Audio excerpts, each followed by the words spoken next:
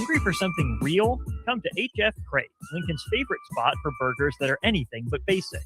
Locally sourced Nebraska beef, hand-cut fries, and bold flavors that'll make your taste buds cheer. Whether you're craving the classics or ready to try something wild, they've got the burger that gets you. HF Crave. Fresh, local, craveable. Find them at 48th and Holdridge or order online at hfcrave.com. For remote starters, audio upgrades, and more, there's only one place to go. Auto Sounds of Lincoln at 48th and O. Concrete Industries has immediate job openings for precast production laborers and maintenance technicians. Concrete Industries offers great pay, health benefits, 401k, a wellness program, holidays, and paid time off. Apply today to earn a starting pay of $21.50 per hour plus a $1,500 hiring bonus. Concrete Industries is hiring all experience levels and offers on-the-job training. Start your career today as a precast production laborer or maintenance technician. Visit concreteindustries.com. Don't be fooled by the typical holiday ads this year. A new car for your significant other is a dream, but not a likely reality. Why not upgrade the current car you have with a detail? This year's hot item is a gift certificate from Nebraska Auto Detail to make your car look and smell fully refreshed again. We all have clutter and we all make messes, but it doesn't have to stay like that. Give the gift of a clean car this holiday. Buy your certificate at NebraskaAutoDetail.com or call 402-601-5086 for an appointment today.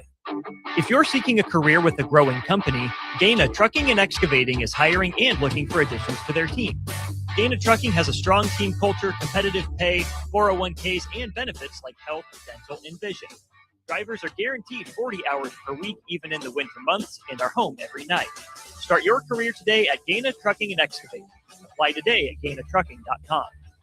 Ready, set, Ford. Just announced 0% for 66 months with approved credit on all 2025 Ford F-150s at Zollner, Fort Beatrice. Save thousands in finance charges. If your current pickup loan's 4, 5, 6% or more, trade in today and receive 0% for up to 66 months on a brand new 2025 Ford F-150 of your choice at Zollner, Fort Beatrice, Nebraska's volume dealer with the hometown service you expect.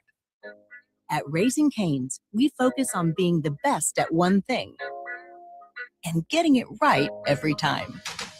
Which is why every chicken finger meal we serve is marinated, hand-battered, cooked to order, and made just for you. Quality isn't complicated, and our menu is proof. Raising Cane's chicken fingers, one love. Skip the line and order with our app or online.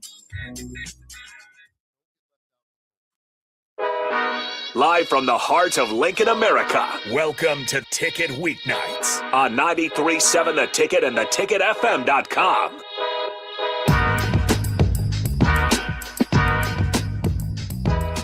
All right, welcome in to Ticket Weeknights. Harrison Arens just going solo for this hour as Arden Lockheim is out. She's actually, I think, currently at the NFL game. It's a huge one going on. You got the Seattle Seahawks versus the Los Angeles Rams. That is currently playing on the brick and mortar. So if you're hearing me now, congratulations. You found the Ticket app or the streams, Facebook, YouTube, XL, Channel 961.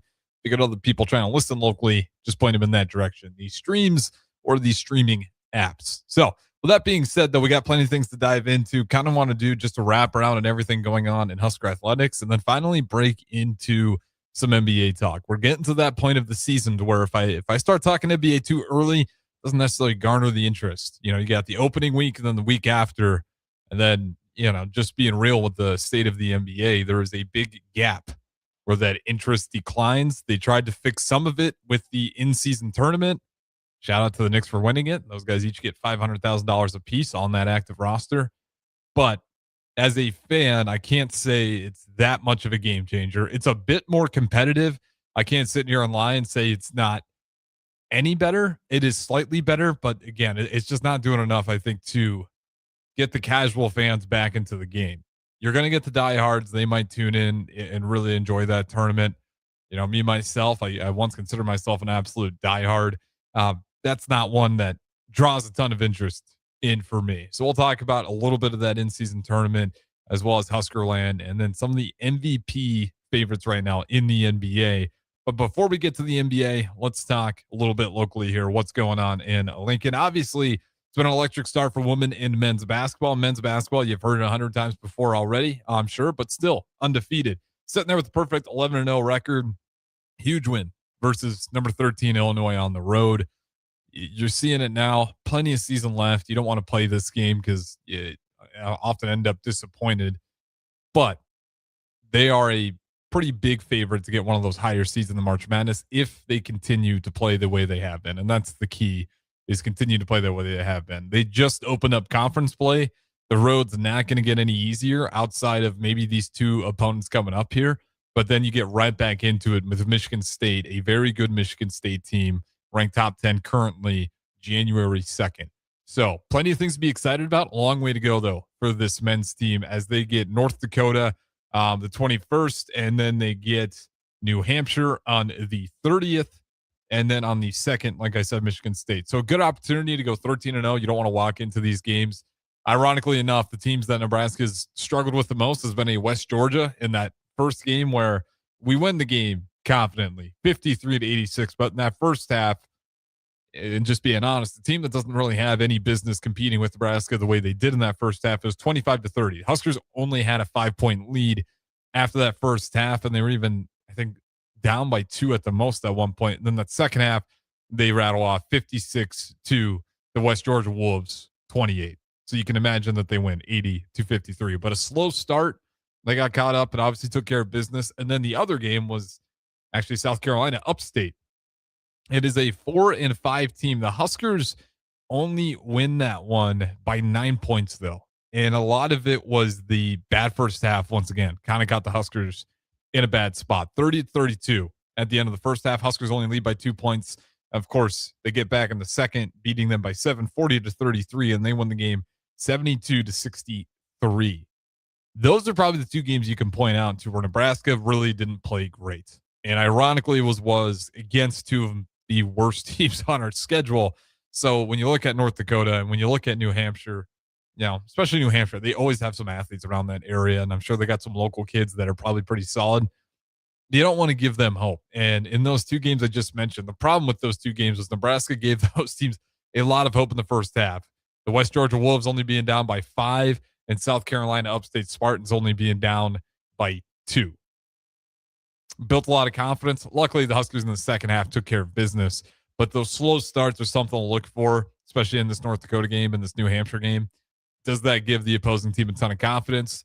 And the difference is Nebraska did a good job in those games coming out aggressive defensively, and they were unable to make shots. You catch a team that has no business playing you, they're close at half. They come out of the second half and they're hot from 3. All of a sudden, you might have a ball game on your hands. So I'm not trying to build these guys up into something that they're not, but just to point out that this perfect season is an absolute treat. It is not expected to go undefeated, at least in my part, especially when we get into more Big Ten play. Now, it doesn't mean I'm putting these expectations down. I think this is a legit, really, really good men's basketball team that's going to have the opportunity to grab one of those higher seeds. You're seeing, people putting up there as high as the 3 seed. Totally possible, but they got to keep proving it as we are. Not even really at the halfway point.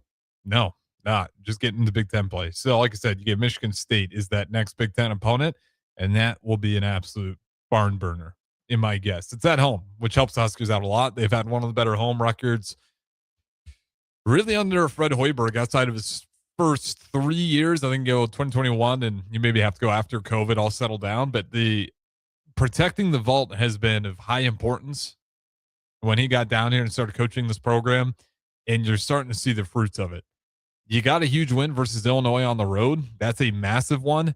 Typically in years past, Nebraska hasn't had too many issues racking up wins at home. So you look at what you have remaining on the home schedule. If you like your odds of continuing, of winning a lot of those ball games, you just got to steal these road games when they show up. You're not going to be able to steal every one. You notice that trend in the Big Ten every year. Very tough to beat teams on the road. It felt Big Ten especially last year, but you would see it. The bottom third teams in the Big Ten were still pretty dominant at home outside of maybe 1 or 2 teams. So the goal for Nebraska is obviously to win every game, but especially when you get to those road games, how many of those can you steal? And you steal enough of those, all of a sudden we're looking at this team as a 25-win team, and that's how you get those higher seeds, the 3 through 6. because you got some tough ones in there. Obviously, you got Michigan, and I think that one's on the road, number 2 Michigan.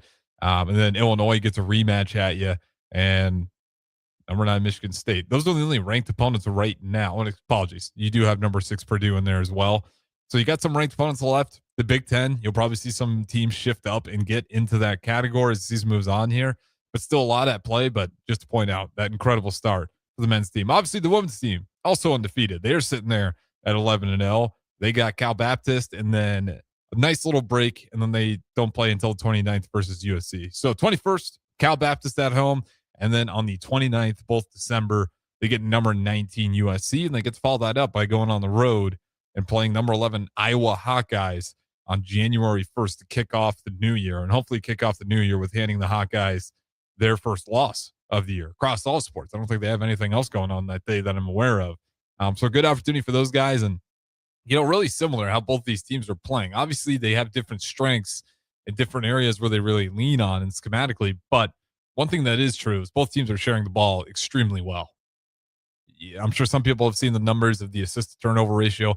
I talk about it all the time, maybe too much, but it does a lot. When you're able to move the ball effectively, it shows that you're not rushing shots. You're working through the shot clock, not to take the shot the defense gives you, but to take the shot that's designed for your offense to create.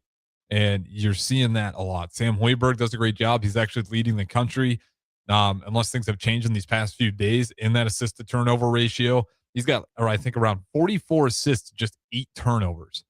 That is a recipe for winning ball games. And it just shows the patience of the offense. And you see the same thing with the women's team. Although they got some really good athletes, some good shooters, they still don't just take whatever the defense gives them. And it's kind of the game that you see Nebraska, especially on the men's team, play a lot. They're going to give you the 3. And when I say give you a 3, they're not just stepping back and saying, take it, I hope you miss. They're going to chase out and try to contest, but they're going to cut you off baseline at will. They refuse to give you that baseline. They'll try to trap you if you stop in your tracks, and then they want you to try to kick that thing out and rush a 3. While the defense has done a really good job rotating out of a lot of those traps and just rotating, communicating as a whole on making sure, although that's the shot we're allowing, it is not a green flag we're not even going to really attempt. We're going to walk out there and lazily put our hand up. No, they're doing a good job playing through the entire shot clock, forcing teams to hold on to that ball maybe a little bit longer than they need to. They got to hurry, swing it. Nebraska, banking on them, betting on them. You got to make more 3s than we do. That's been the recipe of success. Not a lot of teams have been able to compete with us in that regard. And I think that Illinois game was a big sign. Because, again, that was a good rebounding team. That is a team who, in years prior, they would bully you athletically and especially on the glass. A little bit true still in that game, but Nebraska was able to do enough despite a 21 foul to 9 difference. 21 fouls called on Nebraska, only 9 called on the Fighting Illini. Huskers found a way to win that ball game. That is a rare stat to be able to have that type of discrepancy and figure out a way to win the game. So it says a lot about the mentality of this team. You kind of saw it when it was getting close in that road game versus Illinois, how those guys kept coming back together, and you didn't see a whole lot of panic. For the men and women's team, you just haven't seen much panic from either of those groups all year. So look forward to it as we got a long season left, but both teams sitting here undefeated.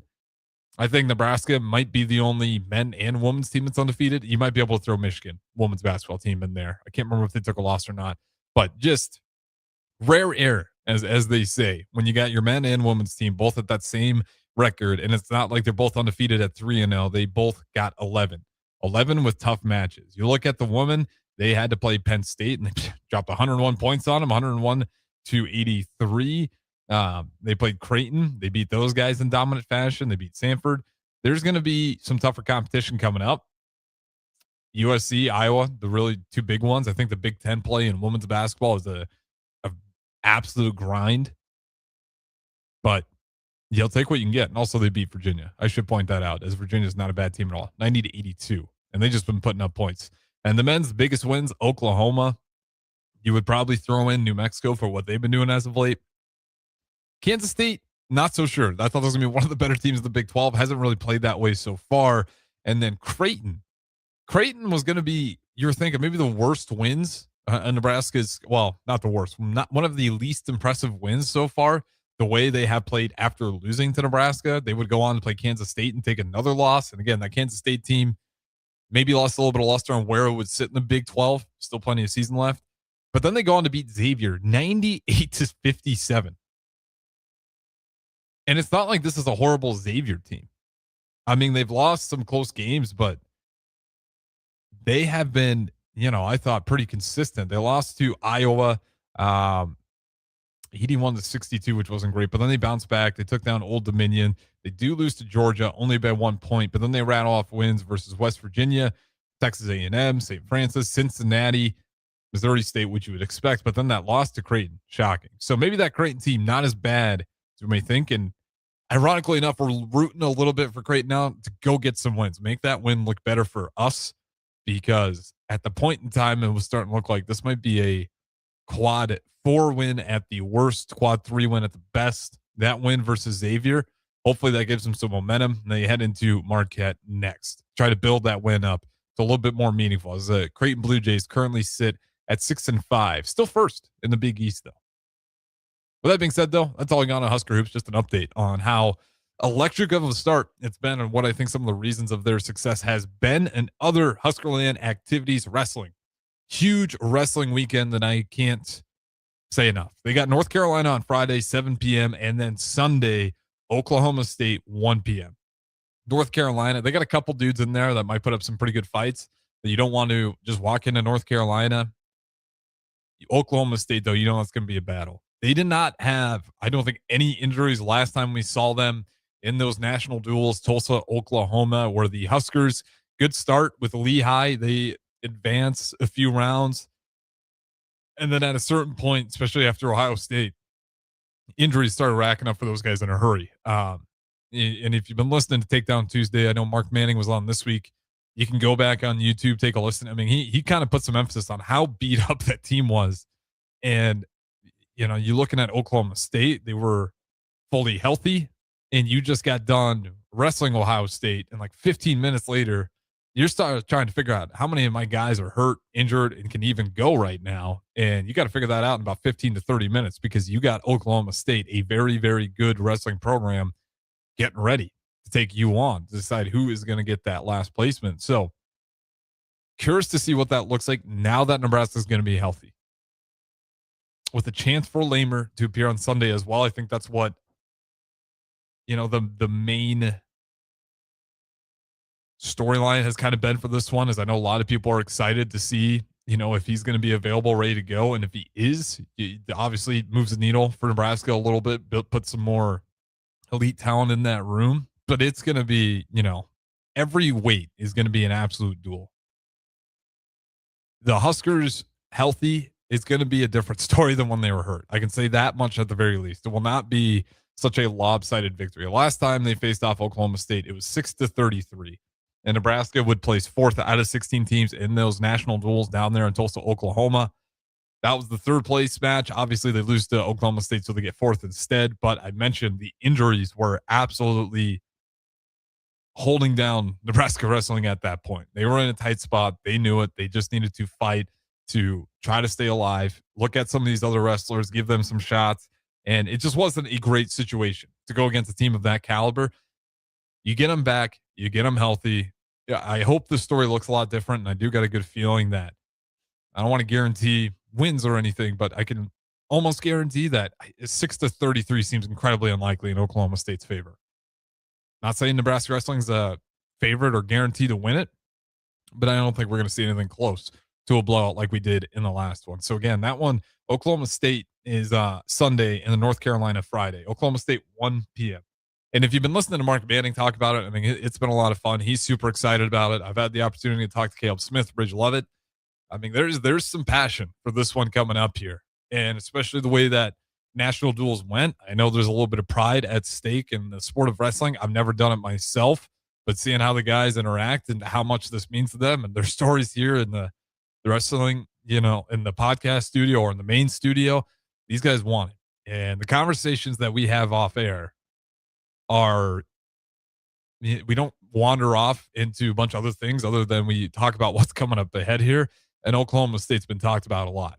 Obviously with Rich and Caleb, because they're not on the roster itself. Obviously, they're still down there working out with the guys, helping out with coaches, and just still getting reps, getting better themselves as they continue their wrestling careers in other parts. But you're hearing that one be talked about since the beginning of the year, really. It started off, looking at that meet, and then you realize you get an opportunity in those national duels, the way it sets out.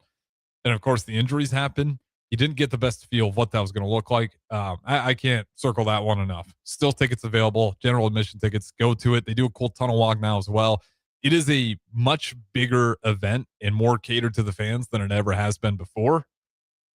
And now you can get alcohol down at those events as well. So plenty of opportunities to enjoy yourself. And this is really good competition. I mean, you're going to see some high-ranked, top 25 ranked wrestlers just about every single class, unless some injuries happen or if someone has to be out or, weight becomes an issue and someone doesn't weigh in properly. But it's going to be a tough road for Nebraska wrestling as well. To have North Carolina on Friday, get your weight, and then just try to stay in that. Oh, I don't know what the word I'm looking for is, that heavy, even, that balance essentially of keeping that weight right, just getting the right amount of energy, and then getting right back to it versus Oklahoma State. You don't get the whole day. You got it at 1 p.m. So it's going to be after that North Carolina, which is 7 p.m., you're going to probably want to get some good rest Saturday night or Friday night. Wake up Saturday, try to keep everything cool under check. Try to get a good night's sleep Saturday night, because then versus Oklahoma State, I don't know what the start time for that looks like for the wrestling guys, but you're going to be all ready to go. And that 1 p.m., I think the weather will actually be decent. So I think hopefully the crowd should be good. I've been seeing some of the ticket sales, so it looks like it should be a good showing. But again, if you got nothing to do on Sunday, I can't suggest it enough. What they've done to make that stuff more appetizing for the fan base, trying to grow the sport, trying to put a bigger display on last year's run of how they got second overall, you got the runner-up, and then you had two national champions, and Antrell Taylor and Ridge Lovett, which, by the way, Antrell Taylor's still on the roster, so if you want to continue to watch his journey, it's a really good one to tune into. Super excited for it. 402-464-5685. You got stuff you want to chime in here, feel free to do so, as I'm doing just a little bit of wraparound on things locally in Huskerland, as well as when we get to it. I'll talk NBA later. We got unknown texter 9941. This will be the best college wrestling match until the Big Ten season starts. Most likely. I can't find other ones that I could disagree with you on that. So if that's a better way to sell it, I'll repeat that. You got unknown texter 9941 saying this will be the best college wrestling match until the Big Ten starts. So if you're trying to catch some seriously good competition, this would be the one to pull up to, especially if you can, afford it. It's not crazy prices. I mean, we're not talking volleyball tickets. I know that's always been a tough thing to do, especially for the guys who got a girl. I know the girls wanted to go to those volleyball games a lot. Tickets weren't cheap, and it's an awesome thing for the volleyball program. But it's like, man, it's tough tickets. But obviously, it's a much wanted product. Wrestling, I wanted to get to those ticket prices, but right now it's still manageable. You don't have to absolutely empty a wallet, and it's on a nice Sunday afternoon. You can go to church, whatever, your morning, eat breakfast. If you're not in church, man, not my business. But I encourage everybody, go check it out. We got T3 and D off of YouTube. Can the Huskers get Arch Manning in football? I wouldn't mind it for a speech or two at the very least. I'll tell you what, every time that guy comes into the studio, head coach Mark Manning of that Nebraska wrestling program, you see why this program's taking strides. I mean, that guy has some serious passion, and none of it is involved with his ego. I mean, he doesn't really care what you think of him. He just cares about what he can do for his guys and get them ready for their matches. And he's extremely passionate about it. And it's been awesome. I think that's why he comes down here at the ticket to do shows and to allow guys like Ridge Lovett when he was on the roster, and guys like Caleb Smith, who's, now off the roster, but come in the studio and try to sell this program. He wants this thing to take off here and wants Nebraska to be a dominant wrestling school and finally take over, similar to what they did last year, kick the Hawkeyes and some of those other teams out of their comfortable spots. We slide into second. We want to maintain second and start chasing down Penn State, which has been the challenge for everyone who's gotten to that runner-up spot. But, you get that fan engagement, you get some fan excitement behind it. All of a sudden, there's some belief behind it. So again, I'm going to keep saying it until it happens. I know Sunday, I'm definitely planning on heading down there for Oklahoma State. I don't want to miss that one. It should be really good, and I look forward to it. A healthy Nebraska wrestling roster will face on Oklahoma State, and that healthy part is the key point. I said it before. Do not think we will see that same result of a 60-33 loss versus Oklahoma State. The tides have shifted. Last time they faced, Nebraska was number 2 in the country. Now Oklahoma State is number 5 in the country, and Nebraska is number 6. So opportunity to move yourself up to as far as those rankings go. But at the end of the day, when it comes down to wrestling, you just want to try to get some wins. The ranking doesn't matter as much. If you win, you'll move up. Simple as that. All right. With that being said, we'll go ahead, throw it to break. We still got some stuff on Husker football I definitely want to dive into. Maybe a little bit of NFL as well if we got time for it, if time permits. We still got Chris Raff coming up later. I will say, though, if you're looking forward to the Chris Raff's Good Take on Sports, hopefully we can have him, as Alabama in some severe weather right now. I know he sent me a video. He's got crazy rain, crazy wind, potential for tornadoes. So if that's the case, obviously we'll move on and not let Chris Raff just get to somewhere safe if it gets that bad. So just want to let you know, if you're looking forward to Raff's Good Take, hold your thumb, maybe say a prayer to Mother Nature to calm down a little bit down there in Alabama territory. All right, we'll throw it to break. Don't go anywhere. Harrison Arns on the 1s and 2s. Ticket Weeknights going solo. I'll talk to you on the other side. Concrete Industries has immediate job openings for precast production laborers and maintenance technicians. Concrete Industries offers great pay, health benefits, 401k, a wellness program, holidays, and paid time off. Apply today to earn a starting pay of $21.50 per hour plus a $1,500 hiring bonus. Concrete Industries is hiring all experience levels and offers on-the-job training. Start your career today as a precast production laborer or maintenance technician. Visit concreteindustries.com. Don't be fooled by the typical holiday ads this year. A new car for your significant other is a dream, but not a likely reality. Why not upgrade the current car you have with a detail? This year's hot item is a gift certificate from Nebraska Auto Detail to make your car look and smell fully refreshed again. We all have clutter and we all make messes, but it doesn't have to stay like that. Give the gift of a clean car this holiday. Buy your certificate at NebraskaAutoDetail.com or call 402-601-5086 for an appointment today. If you're seeking a career with a growing company, Gaina Trucking and Excavating is hiring and looking for additions to their team. Gaina Trucking has a strong team culture, competitive pay, 401ks, and benefits like health, dental, and vision. Drivers are guaranteed 40 hours per week, even in the winter months, and are home every night. Start your career today at Gaina Trucking and Excavating. Apply today at GainaTrucking.com. Ready, set, forward. Just announced 0% for 66 months with approved credit on all 2025 Ford F-150s at Zollner, Fort Beatrice. Save thousands in finance charges. If your current pickup loan's 4, 5, 6% or more, trade in today and receive 0% for up to 66 months on a brand new 2025 Ford F-150 of your choice at Zollner, Fort Beatrice, Nebraska's volume dealer with the hometown service you expect. At Raising Cane's, we focus on being the best at one thing and getting it right every time. Which is why every chicken finger meal we serve is marinated, hand-battered, cooked to order, and made just for you. Quality isn't complicated, and our menu is proof. Raising Cane's chicken fingers. One love. Skip the line and order with our app or online. This holiday season, bring home a tradition that tastes like celebration. Beatrice Bakery's world-famous fruitcake, baked in the heart of Nebraska with rich, golden batter, real cherries, pineapple, crunchy nuts, and a splash of old-fashioned goodness. It's moist, flavorful, and crafted the same way for generations. It's the fruitcake that turns skeptics into believers. Find Beatrice Bakery fruitcake online at grandmasbakeshop.com or at your favorite retailer, and make your holidays deliciously unforgettable with the help of Beatrice Bakery's world-famous fruitcake. Are you ready for a new opportunity? Check out Sandhills Global. Join a dynamic team where your skills are valued and your career can soar. We offer full-time positions with a 4.5-day work week, competitive pay, excellent benefits, and a positive work environment. From IT and marketing to sales and finance, we're looking for talented individuals just like you. Apply today at sandhills.jobs and take the first step towards an exciting future. That's sandhills.jobs. Don't wait, apply now. Bagels and Joe is the perfect place for breakfast or lunch in December. Try one of their delicious breakfast sandwiches or grilled breakfast burritos. Don't forget to snag a gift card for stocking stuffers and bring your family in from out of town. With 4 locations in Lincoln and 1 in Seward, Bagels and Joe. At Fairway Meat Market, you're family, and as part of the family, they want to save you money on your meat and groceries. Now through December 14th, enjoy USDA Choice 8-ounce New York strips, $6.99 each, 85% lean ground beef, $4.98 per pound, all natural boneless chicken breasts, $2.48 per pound, and holiday gift boxes are available for $50. That's all at Fairway Meat Market in the Rockledge Square Shopping Center, just south of 84th and Van Dorn.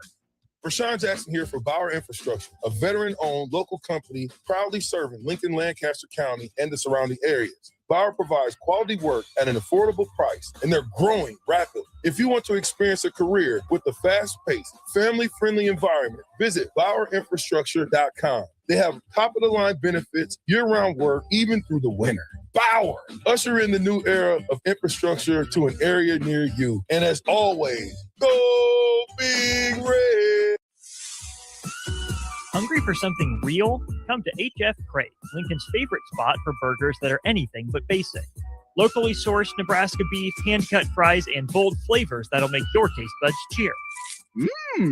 Whether you're craving the classics or ready to try something wild, they've got the burger that gets you. HF Crave. Fresh, local, craveable. Find them at 48th and Holdred or order online at hfcrave.com.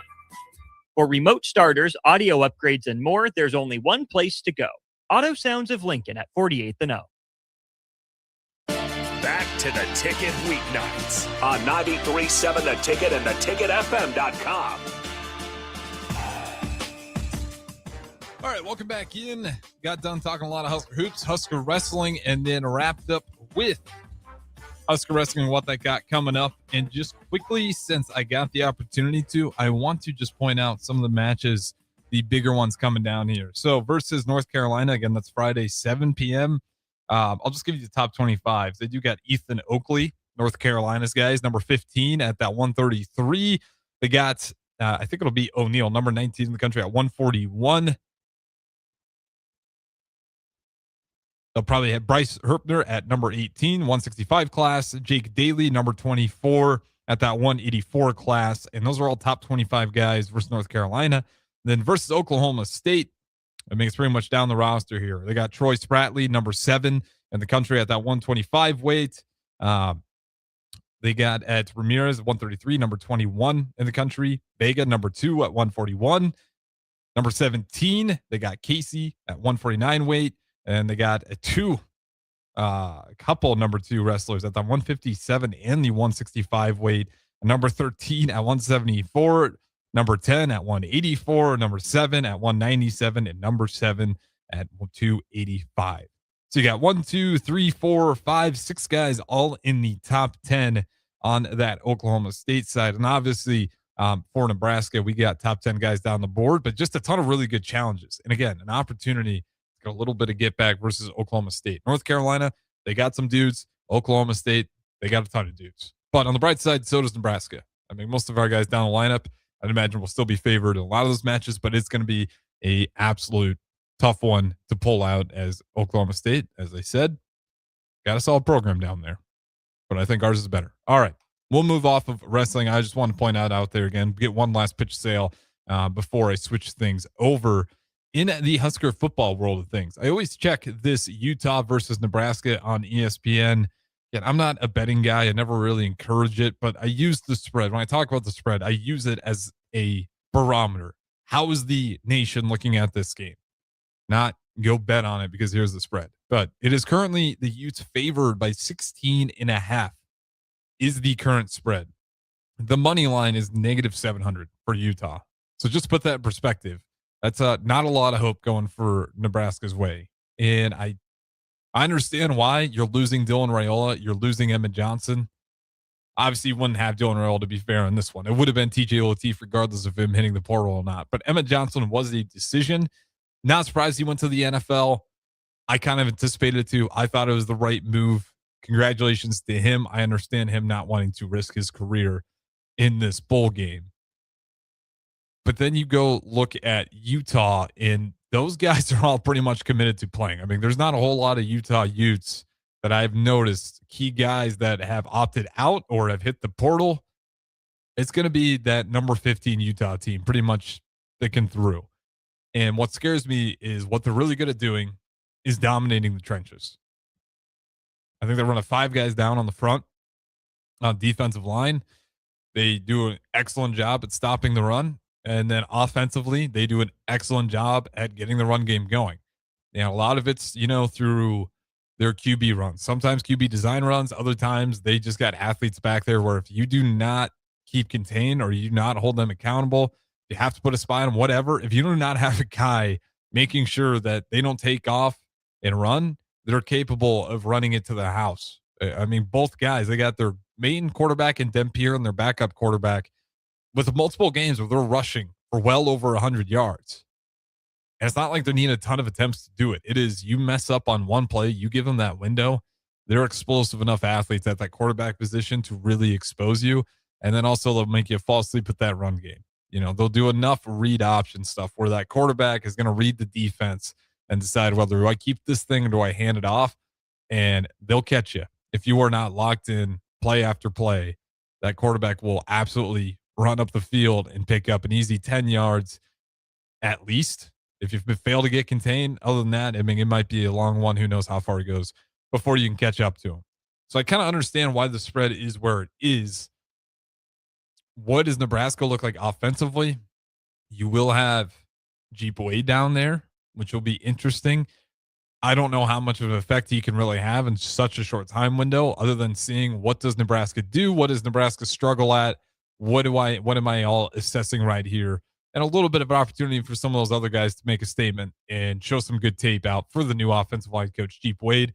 I don't think Ulrich would be there, the new defensive coordinator out of San Diego State. So I can't blame him for that one at that position. Just kind of sit back, see what the defense does. And again, use it as an evaluation of some of the guys out there and see how do they fit that defensive scheme that he wants to do. It'll be interesting. I know Jeep Wade is, he knows Satterfield. He knows Matt Rule. There's always an argument. DeMornay Pierce-Nell talked about it yesterday. When things aren't working, do you want to bring in people that you often agree with, or do you want to bring in people that are disruptors? And I don't mean disruptor as a negative way. I just mean disruptor as in a different line of thinking. I think it's a fair question. We kind of did this with Scott Frost. We told Scott Frost, bring who you want. He brings who he wants. He brings a lot of his friends. It's not working. All right, Frost, you're going to have to let some of these guys go. He starts to let some of those guys go, and it just never panned out. And even then, it still would go in there and feel like pick up some of his former guys of the past. I never know how to feel about it. If it works, it works. I'll shut up, but I'm always a little bit nervous when it's a room you're trying to fix and you get a guy who's often agreed with you in the past. I don't know if that's always the right way to do it, or if you have to get outside of your comfort zone in bringing a guy who thinks a little bit differently, or bringing a guy who you haven't worked with yet, but he has a good body of work and you like his resume and you've been checking out the things he's been doing. Well, let's see if he can infuse some of that here. Nothing against Jeep Wade. What he did at Georgia Tech is nothing to scoff at. I think it was the 3 years down there that became a very elite unit. And it helps when you have a identity, and allowing their quarterback to run as often as they did. And rightfully so, it was their best form of offense, was really attacking with that QB running attack. Does that same skill set work here? Because you see it all the time. In the NFL, you'll see it a lot. Like, pass blocking is not the same as run blocking. Because if it was the same, the Lions would be awesome. They can do a pretty good job when it comes to blocking on the run and moving forward and getting through those double teams and working off them, getting to that second level. You watch them in pass pro, it's like a different group of guys out there that have really struggled in protecting their quarterback. It was kind of similar to what Nebraska did this year.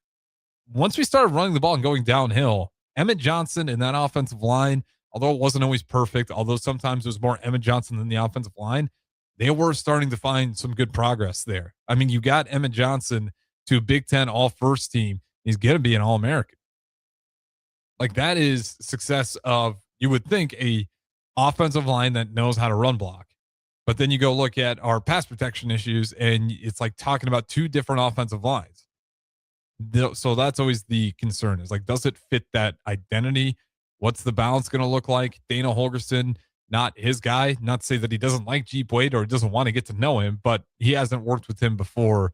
But Satterfield and Rule have. So how does Jeep Wade and Dana Holgerson want to figure out the identity of this offense? There's a lot to figure out. And I keep saying it. I don't want it to be true, but it feels like a soft reset. We'll see what this year comes. If I'm wrong and everything just takes off like it should, and, we go from year 3, depending on how this Utah game goes, let's just assume that on the bright side, we win. Do you carry a ton of momentum going into the 4th year, or are you in this early games where those non-con games where you're trying to figure out stuff out? And then if you look at the schedule, there's a lot of tough Big Ten opponents. So how much time do you have to kind of figure out what I'm considering a soft reset? Maybe it's not much of a reset at all, and those guys get off and rolling. Like I said, I don't hate Jeep Wade's resume out of Georgia Tech. I've liked a lot of guys' resumes that have came here, and it doesn't always work. So that's my fear in it, is how long does it take to kind of settle in and everyone's on the same page and there is an identity? So I'll ask the listeners again. 402-464-5685. What is the identity of Nebraska's offense? I won't even make you answer the whole team, just the offense in itself. Let's see here. We got Coyote on YouTube saying, great game to see how we operate without Emmett Johnson and where we need to improve in the offseason. I'm not looking at this game in the win or loss sense. And I think that's fair. The way these bowl games have gone in the past, it's not the end all be all of your team's direction. It is a great way to evaluate, especially for the coaches. A guy like Jeep Wade, even Ulrich, who isn't going to be there yet, to go see how some of those guys do, get a little bit of tape on them, evaluate them. But you don't want it to look horrible either. I mean, I get we don't want to look at it as a win-loss, but I hope those guys show some fight out there. Find some momentum in the offseason. I mean, it's great to get these practices, but you don't want to have 3 just blowout losses to end the year. It's tough to sell recruits on it. We already had a 4-star wide receiver out of the 27 class decommit, which not super surprising. He was kind of hovering around those waters for a while. But you want to keep those classes together. For as much as we talk about that 27, 28 class, or at least the coaching staff does, and rightfully so. After the decommitment today, it went from number 5 to the number 6 class in the country, that 2027 class. But you got to do stuff to keep it together. And that's kind of my fear of it. So, Utah, do you want to look at it as a win-loss? I am to a degree, because I still think you got to put some good tape out there. You want those recruits. If your goal is keeping those classes together, which are really good on the outside looking in, just looking at stars, I'm not talking about personality and all, do they fit the system? Just the talent. That's a ton of talent in those classes, 27 in particular. You have to do everything you can to keep that together. And this year is huge for that. I mean, you can't have an awful year this upcoming season and keep that class together. I'm not projecting it's going to be an awful season. I just hope it doesn't take time to get that identity with the offense figured out. And how much of it is going to be Dana Holgerson deciding what they do. Because it hasn't really looked like an entire Dana Holgerson offense yet. And it doesn't mean I want to see us chucking it down the field every single time. But it still kind of feels like a little bit of that Nebraska pro style that we had without him prior. It felt a little bit still like a touch of Satterfield's offense. Maybe that's what he agreed to when he sees a guy like Emmett Johnson. Then you have Dylan Raiola trying to figure out what that balance looks like. But I still don't know if he fully knows what this offense wants to be. And then again, you insert the new offensive line coach. Just a lot of questions. It doesn't mean that these are all going to end up horribly. It's just questions to look at heading into this Utah game. And to Coyote's point off of YouTube, it is a big evaluation game. Not only for the coaches, but for the players. For some of those players, it's a great opportunity to put yourself in a position to be in that first, second, or even third string category come the turnover of that next year's calendar. Or it's an opportunity for you to go out there, look horrible, and the coaches are sitting there like, boy, we need to hit the portal really bad because I don't know if this guy's going to be able to get it done, or he's a year away or a couple years away. So it is the good opportunity for the coaches and players to get some evaluation and just to see how the team looks versus a Utah team who, again, just elite in the trenches. I look at the teams that we struggled up against the most. It was Minnesota, who loves living in the trenches. It was Iowa, same story. It was Penn State, same thing. Those 3 teams live and die by bullying you in the trenches, and all 3 of those games we got blown out in. You can tip your cap to Northwestern if you want to say that's a team that typically does well in the trenches. I think this year they were fine. I didn't think they were overly daunting. Michigan was probably the best we looked with the tougher offensive line and defensive line. Where I thought the guys played well enough. They're even able to get pressure at times, even if they weren't able to complete getting Underwood down for Michigan. They were at least getting pressure on him on that defensive front. And then offensively, it wasn't to the point where, Penn State, Iowa, where we just didn't look like we were even in the same universe. So I don't know what happened from that Michigan game. If Penn State, Iowa, I doubt Minnesota was that much better than Michigan. But that's the part where looking at this Utah game is the big circle for me, is how far away are we on the trenches? Can we keep up with these guys? If we keep up with these guys and it's like a 50-50, I think that's a win for Nebraska because I think it's a very impressive Utah team. If we get absolutely destroyed, it's not that we'll never get it right. It's like, man, how much longer is this going to take for a school like Nebraska's whose identity has been within those trenches and been within developing guys that weren't 4 stars, that weren't 5 stars, those 3 stars that you build up into be one of the best, linemen in the class. That's always kind of feel like we're missing is the trenches, but the trenches you have to develop. You can't, rarely, I should say, you can't just go into the portal and build your trenches. You have to develop that year 1, year 2 until they're ready to go. And those are your guys. Iowa does it, and I hate saying this all the time, but Iowa does it like probably better than most teams out there. Same thing with Minnesota.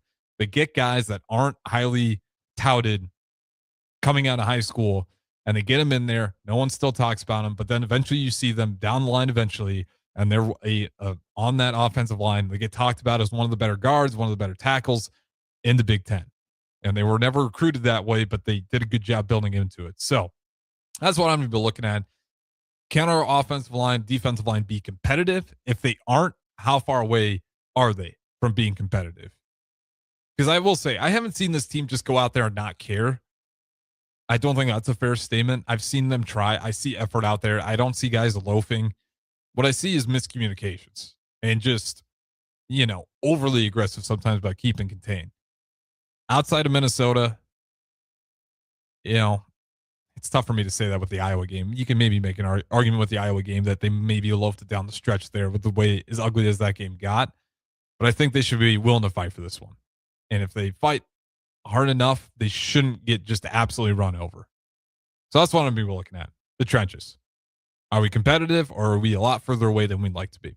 We'll talk a little bit more on the other side. I'll probably put a pin on Husker football. Maybe I'll get to some of the comments and we'll land there. Otherwise, we'll do a little bit of NBA MVP voting races and see who's all currently leading as we're getting closer to midseason. All right, don't go anywhere. One more break, then I will go ahead and flip it over. Hopefully we get Raph on that next hour. As I mentioned, go through some unfortunate weather down there in Alabama. Don't go anywhere. This is Harrison Arens, 937 The Ticket, going solo. I will talk to you one more time on the other side. It's the holiday season. Time for work parties, friend get-togethers, and family gatherings, which means lots of eating. Maybe you think you've perfected your holiday meals, and maybe you have no idea where to even start. Let's fix that right now. No holiday party is complete without Führer's cheese spread. It goes well with any type of cracker, pretzels, apples, chili, vegetable, chips, and of course, it's perfect to pair with wine or beer. Holiday meals aren't complete until Führer's cheese spread is on the table. Find your own container at your nearest local grocery store today. Sometimes good people make mistakes. When you find yourself in need of an attorney, call Liberty Law Group. The attorneys at Liberty Law Group will defend you in court and protect your freedom to get you the best possible outcome and the justice you deserve. Trust your freedom to Liberty Law Group, the best criminal attorneys in Nebraska and Iowa. Call them today at 877-404-5238. That's 877-404-5238. Or check them out online at libertylawgroup.com. Hey guys, it's Carly from Boyd Farm Outfitters. Farmers, the Nebraska Ag Expo is coming up on December 9th through 11th at the Sandhills Global Event Center, and we'd love to see you there. Our team will be in 2 places at once, in the Boyd Farm Outfitters booth and the Green Eye Technology booth, which are both in the Currency building. In the meantime, check us out on Facebook, Instagram, and X at BoydFO to see what we've been working on. Again, that's BOECKFO on social media. We look forward to seeing you at the Expo. Staying profitable means finding smarter, more efficient ways to farm. Those decisions turn hard work into something worth passing down. Join us at the Sandhills Global Event Center in Lincoln for the Nebraska Ag Expo on December 9th through 11th, where agriculture meets innovation. From big iron and livestock production to the latest in ag tech and soil health, discover the solutions that can help you do more with less and protect your legacy for generations to come. Sponsored in part by Farm Credit Services of America and Ag Direct. If you're seeking a career with a growing company, Dana Trucking and Excavating is hiring and looking for additions to their team. Dana Trucking has a strong team culture, competitive pay, 401ks, and benefits like health, dental, and vision. Drivers are guaranteed 40 hours per week, even in the winter months, and are home every night. Start your career today at Dana Trucking and Excavating. Apply today at danatrucking.com. Ticket listeners know a dream team when they see one. At Applied Connective, we've been in the game for 20 years and have developed a team of world-class leaders in all things IT, from cybersecurity and Microsoft products to physical security, audio-video, infrastructure, business phone systems, and anything in between. We'll help you leverage technology to become your most secure, efficient, and profitable. Head to our website to check out real reviews and testimonials and sign up for a free tech consultation. We can show you where you might be vulnerable, inefficient, or overspending. It's a game changer, and it's totally free. Claim yours right now at appliedconnective.com. The top-ranked Nebraska volleyball team is trying to play its way to the Final Four in Kansas City. Make your plans now to cheer on the Huskers with a VIP travel experience from Sports Trip and the Nebraska Alumni Association. Travel round trip from Lincoln in a luxury motor coach with free parking, plus an overnight stay at the beautiful Hotel Indigo in Kansas City. See details and register at HuskerAlumniTrip.com. Hurry, spots are limited. Register now at HuskerAlumniTrip.com. When it comes to concrete, Stevens & Smith Construction doesn't stall. They go for the takedown. As Nebraska's full-service concrete contractor, they stay in bounds, hold inside position, and never forfeit quality. Whether it's foundations, flatwork, or concrete coatings, they elevate performance and pin down results that win every time. Stevens & Smith Construction is a proud sponsor of Takedown Tuesdays on 93.7 The Ticket. Because when it's time to wrestle with concrete, Stevens & Smith Construction slams expectations. Hi, Sean Callahan here for Coppell Chevrolet GMC, the #1 fastest growing GMC dealer in the Omaha and Lincoln area. We are going to keep this train rolling in a big way with new half-ton and 4x4 pickup trucks starting at $12,500 off list price or 0% financing. You heard that right, $12,500 off list price or 0% financing. You pick which one works better for you. Please stop on in the dealership and meet the team or check us out at koppelcars.com. Stock number C280930. All deals with approved credit. This is Bill Mitchner, Executive Director of Lincoln Lighthouse. Did you know Lighthouse provides multiple programs for students such as one-on-one tutoring and mentoring, as well as pro-social skill exercises, while providing them a nourishing meal and a safe space during all months of the year, even during school breaks? Learn more or contribute to Lighthouse at lincolnlighthouse.org today.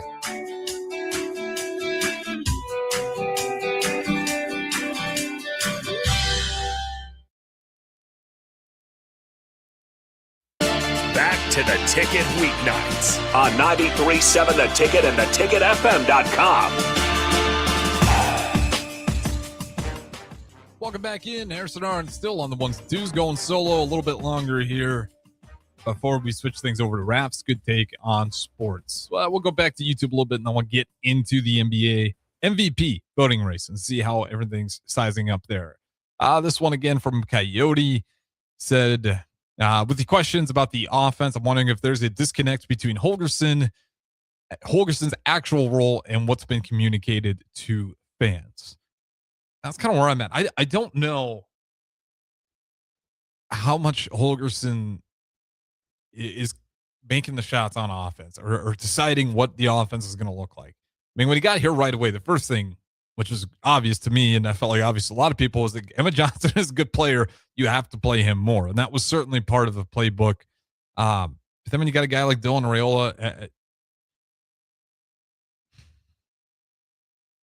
I'm really trying to think of what he wanted that offensive identity to look like with Dylan Raiola in there. You go from Sims, an extremely mobile quarterback, Noah Holgerson, to Dylan Raiola, a very pocket NFL-style quarterback, and now we're going to TJ Lateef. And sounds like they're doubling down on TJ Lateef, which I don't got any problems about. But now this offense fits a lot more like a mobile quarterback offense, not so much of what we normally see with Dana Holgerson? I don't know. It's a good question to see what it looks like. I don't know what the full control he has of that offense, of what it looks like, and how much of it is his offense. Maybe that is what he wanted to do. Something to consider there. All right, that's all I got on the Husker football. We'll have to wait and see what it looks like versus Utah. Again, the biggest thing for me is the trenches. Are we competitive or are we far away? As they are currently favored 16.5 in that one. ESPN, whatever you make of it, matchup predictors got Utah with an 80% chance to win. Easy math, and Huskers only with a 20% chance. Although that is not always the most accurate thing in the world, as we all know. All right, let's quickly, before I get out of here, do a little bit of MVP voting race in the NBA, as we're far enough into it where we're starting to get some numbers that we can kind of rely on. At number 5, Jaylen Brown actually climbing up in there. Obviously, as him kind of being that main role on that team early on, it's helping him ride those numbers. He's currently averaging 29.2 points, 6.1 rebounds, and 4.8 assists. And this is all on December 12th of when this was updated. So the numbers are going to be slightly different based on the small amount of games they played up until then. They'll put a new one out at the end of the week. But this is the last update as of December 12th. Number 4, Cade Cunningham. And I think rightfully so. You go look at the Pistons, they're number 1 in the East. Don't sleep on the Pistons. Cade Cunningham's got 27.5 points, 6.4 rebounds, and 9.3 assists. Very close to averaging a double-double. And when you got the number 1 team in that conference, you're going to be in the race, being the best player on that team, putting up insane numbers. Number 3, no surprise, Luka Doncic, very close to averaging a triple-double, 35 points, 9.2 rebounds, and 9.1 assists. He is the league's leading scorer currently with 35. The next leading scorer is at number 2, Shai Gilgeous-Alexander, last year's MVP winner with 32.8 points per game, 4.7 rebounds, 6.4 assists. The Thunder, number 1 in the Western Conference. They've only lost 2 games all season. It's hard to deny Shai Gilgeous' vote in this one, why he might be one of the favorites. And currently sitting at number 1, Nikola Jokic of the Denver Nuggets. The only guy on this list who's averaging a triple-double, which isn't surprising. It's not normal to average a triple-double, but 29.5 points, 12.3 rebounds, 10.9 assists. He's top 5 in the league in scoring, leads the league in rebounds and assists. And he's averaging a triple-double and not taking a lot of shots. He's shooting the ball at 61%, and he's shooting the three-point ball at over 40%. The key for Jokic is he's got to win a championship. Like the problem with Jokic is where he wants to be in history, he's going to have to win some titles. Otherwise, he's going to fall as one of those great players with great stats, but couldn't win it.